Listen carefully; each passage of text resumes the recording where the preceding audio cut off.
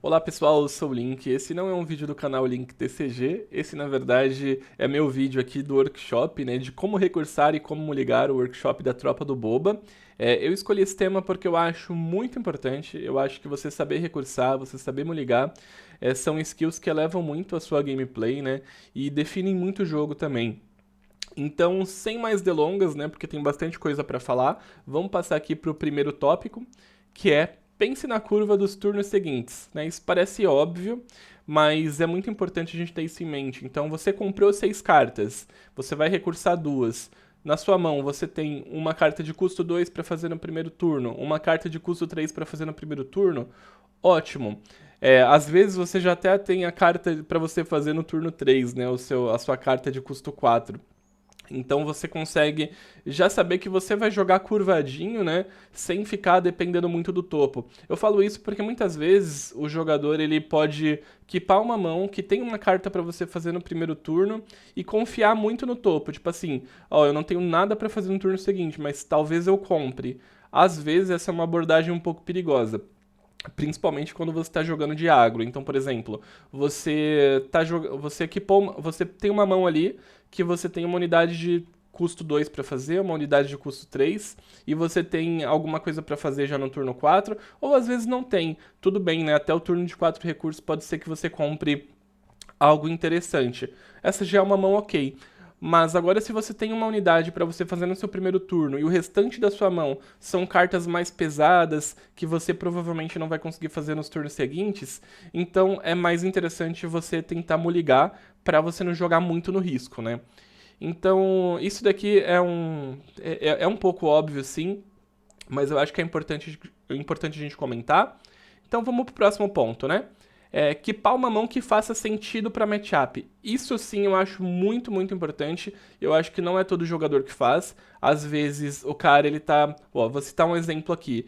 O cara tá jogando de Sabine e aí ele tem uma mão toda curvadinha, né? Ó, turno um eu tenho aqui uma Sabine unidade.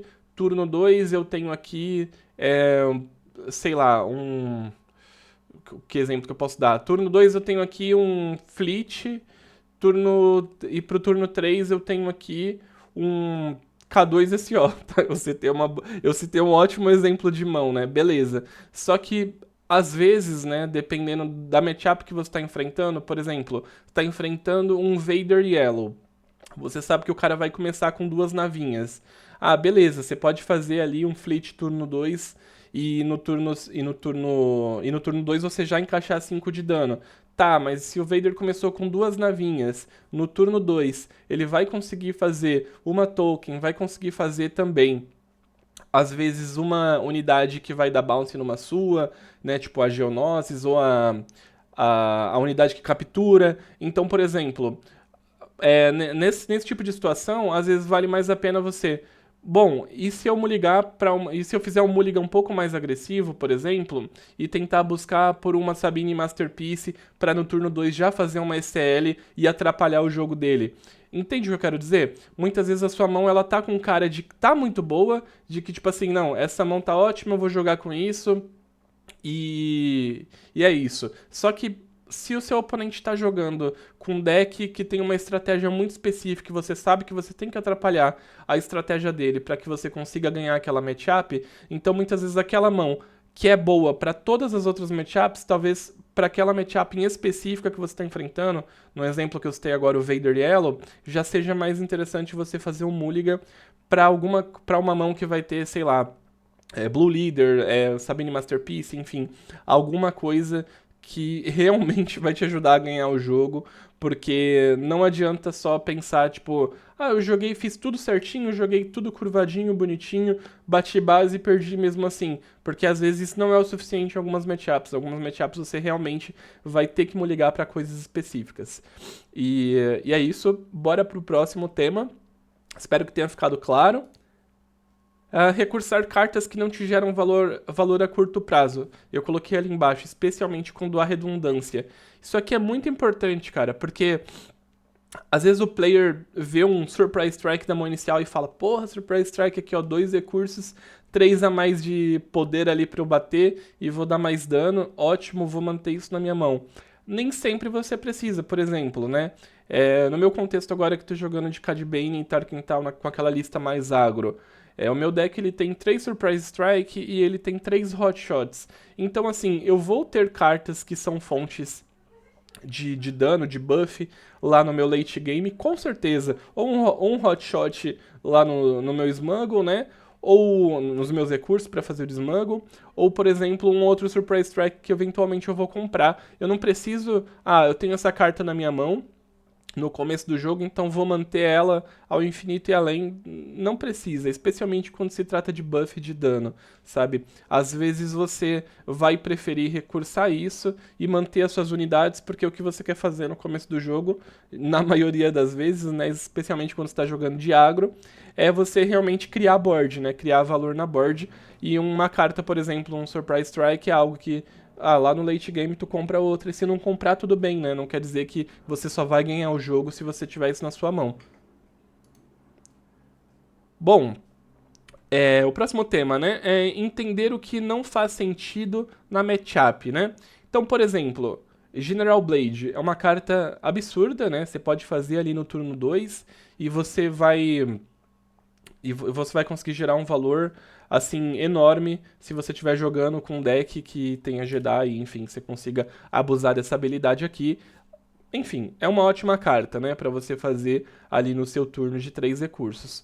Só que assim, depende da matchup que você está jogando. Então, por exemplo, tô jogando contra um Cad Bane agro. Vou fazer essa General Blade no turno 2, ter o risco de eu tomar um No Good Team Dead, um Waylay e ter o meu jogo assim devastado. Então, às vezes não vale a pena, entende? Então, tô jogando contra um deck que não vai conseguir interagir com esse upgrade. Beleza, posso fazer ele no turno 2 e, tipo, bater e abusar disso. Tô jogando com um deck que vai conseguir interagir com isso, então não vou fazer isso, entende? Tem aqui também uma carta que eu coloquei de exemplo que é o Pillage, né? Pô, o Pillage é uma ótima carta, custo 4, você escolhe um jogador, aquele jogador descarta 2 cartas. Excelente, né? Só que, por exemplo, depende do que você está enfrentando, dependendo do contexto da partida. Se é uma partida que você sabe que você não é o beatdown, que seu oponente provavelmente vai ter mais unidades na board do que você não vai querer fazer esse pillage com 4 recursos. Então, por exemplo, o Pillage é uma carta que é muito interessante para você usar contra decks que são mais control, contra decks que você quer realmente ali tirar recursos da mão do cara. Mas se você vai jogar contra uma Sabine e você tem um Pillage na mão, talvez não, né? Claramente você vai preferir fazer qualquer remoção, fazer um sentinela, fazer alguma coisa que não seja esse Pillage. Então provavelmente você vai recursar essa carta aqui.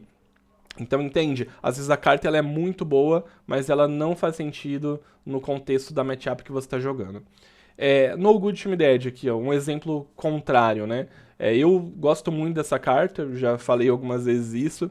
E assim, No Good Team Dead é uma carta que eu acho que ganha muito jogo. Por exemplo, tô jogando contra um Luke 4 piloto, sei que o deploy do cara vai ser insano. No Good Team Dead, às vezes você já ganhou o jogo nessa play. Tô jogando contra um deck hard control. Você não vai querer isso na sua mão de jeito nenhum, sabe? Mas eu posso usar um No Good Team Dead numa Avenger. Assim, não. Você vai querer unidades na board. Essa carta não vai fazer sentido. Então, né, é realmente muito importante você pensar o que faz sentido na matchup e o que não faz, né? É óbvio que o seu deck vai estar cheio de cartas boas, só que você tem que pensar se aquela carta é boa contra o deck do seu oponente também. Próximo ponto, manter cartas específicas que podem te ganhar o jogo, né? Isso é basicamente assim. Tô jogando de boba Data Vault, eu sei que eu preciso muito fazer um barrage contra esse deck agro. Barrage veio na minha mão inicial, é uma carta de 5 recursos, eu tô sem ramp na mão, talvez, né, vou demorar um pouco para chegar até lá. Vale a pena manter a mão? Se essa carta pode te ganhar o jogo, vale a pena. Por exemplo, Confiscate, né? Pô, eu sei que meu oponente vai fazer um deploy muito forte num líder e eu posso responder esse deploy. Usando o exemplo contrário, né? Tô jogando contra um boba Data Vault, esse Confiscate tá na minha mão inicial. mantém. Às vezes o Boba Data Vault tá usando, sei lá, Traitors, vai ser útil. Às vezes o Boba Data Vault tem, às vezes não, né? Sempre vai ter aquele deploy forte do Boba Fett. Consegue responder com Confiscate? Então vai responder com Confiscate e provavelmente vai te colocar ali na frente no jogo. Então, assim, por mais que veio na minha mão inicial isso aqui, um Confiscate, mas eu sei que eu vou usar só lá no late game. Mas se você sabe que você vai usar e que você vai precisar usar essa carta, então mantém. Sacou qual é que é? Ah, beleza, mas não é a mesma lógica do Surprise Strike? Eu não posso comprar outra do topo do deck? Sim, só que tem jogo que você vai precisar do Confiscate pra ganhar. Já o Surprise Strike é uma carta que você não vai precisar dela pra ganhar a maioria dos jogos. Você vai usar pra facilitar com que você ganhe. Sacou qual que é a diferença? Aqui coloquei também um Paul Dameron, né? Vamos falar ali no contexto da Sabine. Vai ter muito jogo que você vai precisar realmente fazer um Paul Dameron com SL pra conseguir resolver o líder do cara, pra conseguir resolver alguma coisa que você sabe que o cara vai fazer na board e vai te atrapalhar muito. Então, tá na sua mão inicial? Ah, beleza, eu posso comprar outro Paul do topo. Mas assim, mantém esse, vai valer a pena, você vai ver o turno 5 tá logo ali. Então, keep esse Paul que muitas vezes ele vai ser muito útil pra você, sim. Agora, por exemplo, tô jogando de Sabine contra outra Sabine. Eu sei que, tipo, é uma mirror onde geralmente você vai gastar o SL cedo. Então, assim, se você sabe que você vai gastar SL cedo e você não vai conseguir tirar um valor de um Pool SL, aí sim, na sua mão inicial, você pode recursar ele. Sacou? Entender também, tipo, como seu deck vai se comportar na partida pra ver se a carta que você vai equipar na sua mão vai fazer sentido ou não. É outro ponto bem importante. Próximo tópico, você não precisa recursar Smuggle 100% das vezes. Cara, isso aqui é muito, muito, muito importante, né? Muitas vezes a gente vê uma carta com Smuggle e fala, porra, instantaneamente essa carta tem que ir pros meus recursos. Mas às vezes não, né? Igual no exemplo que eu citei ali no meu vídeo de deck tech do Cad Bane e Tarkin Town, eu falei, às vezes eu deixo um hotshot na minha mão para ajustar a minha curva. Então, eu tenho 4 recursos, eu vou fazer um drop 3, e eu sei que vai sobrar um recurso. Se eu tenho aquele hotshot ali que eu acabei de comprar, eu posso fazer ele por 1 numa unidade minha e bater 2 a mais, sabe? O próprio Armed to the Teeth, né, que é uma carta muito, muito boa, muito forte. Do Smuggle você faz ela por 4, então às vezes com 4 recursos você vai querer fazer alguma outra coisa mais importante. Então, tipo, fazer ela por 2 também não é um problema, saca? O próprio tech, né, eu acho que é um ótimo exemplo disso. Muito jogador de RAM às vezes faz o tech por 3 da mão e é isso, sabe? Principalmente contra um deck, sei lá, que tem Tarkin Town, pra não ficar tomando ping Tarkin Town e perder o turno 1. Então, nem sempre você vai optar por fazer a carta do Smuggle sempre do Smuggle. Ah, eu vou sempre recursar essa carta pra fazer ela, porque ela tem Smuggle ali no nome, então é isso que eu tenho que fazer e pronto. Não, nem sempre é assim, não. Às vezes, realmente, vale muito mais a pena você fazer ela da sua mão mesmo, segurar ela na mão pra fazer em um momento que seja oportuno, pagando um valor, um custo um pouco mais baixo. Aprenda a mulligar de forma estratégica. Isso aqui é muito, muito bom, né? E, assim, faz muito sentido. Por exemplo, Lurking TIE Phantom é uma nave muito, muito forte em algumas matchups. Você sabe que isso pode ganhar um matchup pra você. Né? Agora já tá um pouco mais sofrido, né? A gente tem muita resposta pra Lurking TIE Phantom. Mas ali no set em que ela foi lançado, era muito mais difícil responder essa cartinha. Então muitas vezes eu muligava, tipo, agressivamente pra ter a Lurking TIE Phantom e basicamente tentar ganhar o jogo com ela, porque eu sabia que ela tinha esse potencial. Resupply é um clássico caso, né? Desde o set 1 do jogo, desde a época do Boba Fett, né? A galera já fazia isso, tipo, muliga pra encontrar o ramp, muliga pra fazer o resupply, podia até ter colocado aqui também o Super Laser Technician, né? Que também tem ali essa função de rampar, e 3 recursos, né? Então, assim, se você sabe que o seu jogo vai ser outro se você rampar, se você sabe que essa matchup específica aqui eu vou ganhar se eu rampar. Eu vou ganhar se eu ficar tipo um turno à frente do oponente ali em termos de recurso. Então vale a pena sim você molegar pro ramp. Bem importante mesmo.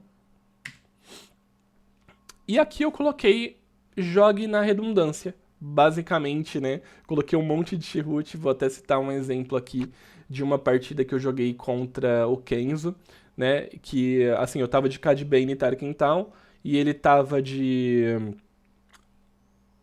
Anakin 2, Anakin não, perdão, de Han Solo 2 Blue, né? E assim, ele sabendo que o Chihut é uma carta muito, muito, muito forte contra o meu deck, ele, tipo, estacou o 2, né? Fez um Chihut, quando eu consegui lidar com um, ele fez outro. Então, assim, muitas vezes você sabe que uma carta do seu deck é muito boa contra uma carta do oponente. E aí você tem duas daquela contra uma carta do oponente, não, perdão, contra o deck do seu oponente. E às vezes você tem duas daquela carta que é muito boa na sua mão. Então, como eu tenho duas, eu vou recursar uma. Cara, às vezes não. Às vezes você pode equipar as duas na sua mão e você pode, tipo assim, mantém as duas, né? Se não for única, você faz as duas. Se for única, a primeira morreu, você faz a segunda, como no caso do Chihut. Então, tenta jogar assim na redundância, sabe? Nem sempre você precisa. Ah, tenho duas cópias, vou recursar uma. Eu mesmo, por exemplo, né, que uso 3 No Good Shroom Dead no meu deck, às vezes estou enfrentando um deck space muito agro e eu tô com 2 No Good na minha mão. Eu falo, pô, eu vou usar os 2 No Goods nessa partida. E esses 2 No Goods vão ganhar o jogo pra mim. Então, se você sabe que a carta é muito boa. Você pode, tipo, manter, sim, mais de uma cópia dela na mão. Não tem esse negócio de, já tenho uma, vou recursar a outra. Então, tenham isso em mente, né? Jogar na redundância às vezes vai conseguir tipo gerar um valor interessante ali pra você e muitas vezes fazer você ganhar a partida.